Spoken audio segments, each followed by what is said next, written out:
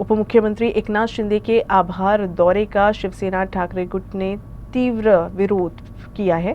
प्रवक्ता जयश्री शेलके ने कहा कि बुल्ढाना जिला राज्य का तीसरा सबसे गरीब जिला है। यहाँ के किसान काफी मुश्किलों का सामना कर रहे हैं। ऐसे समय में उपमुख्यमंत्री आभार व्यक्त करने आ रहे हैं, जबकि सरकार को तो जनता से माफी मांगनी चाहिए। राज्याचे उपमुख्यमंत्री आणि एसएनसी गटाचे प्रमुख एकनाथ शिंदे हे बुलढाणा जिल्ह्याच्या दौऱ्यावर आहेत।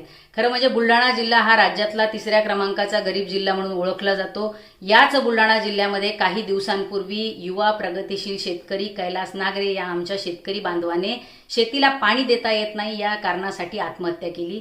बुलढाणा जिल्ह्यासह राज्यभरामध्ये आज शेतकरी कर्जमाफी मागताय, परंतु तुम्ही सांगताय की आम्ही कर्जमाफी देऊ शकत नाही। शेतकऱ्यांच्या शेतमालाला तुम्ही भाव देऊ शकत नाही। तुम्ही शेतकऱ्यांना 2023-24 चा जो पीक विमा दिलाय तो पण पीक विमा देत असताना त्या पीक विम्याची मदत ही शेतकऱ्यांना पूर्णपणे मिळालेली नाही। एवढंच नाही तर आज अनेक युवा बेरोजगार हे बुलढाणा जिल्ह्यातील स्थलांतर करताय, केवळ या ठिकाणी रोजगाराच्या कुठल्याही संधी उपलब्ध नाहीत म्हणून। आज प्राथमिक शिक्षण असेल किंवा आरोग्य व्यवस्था असेल ग्रामीण भागातली, या सगळ्यांची दयनीय अवस्था आहे। इतकी सगळी बुलढाणा जिल्ह्यामध्ये आणि राज्यामध्ये दयनीय अवस्था असताना तुम्ही आभार कसले मानताय? तुम्ही तर या राज्यातील जनतेची, बुलढाण्यातील जनतेची माफी मागितली पाहिजे।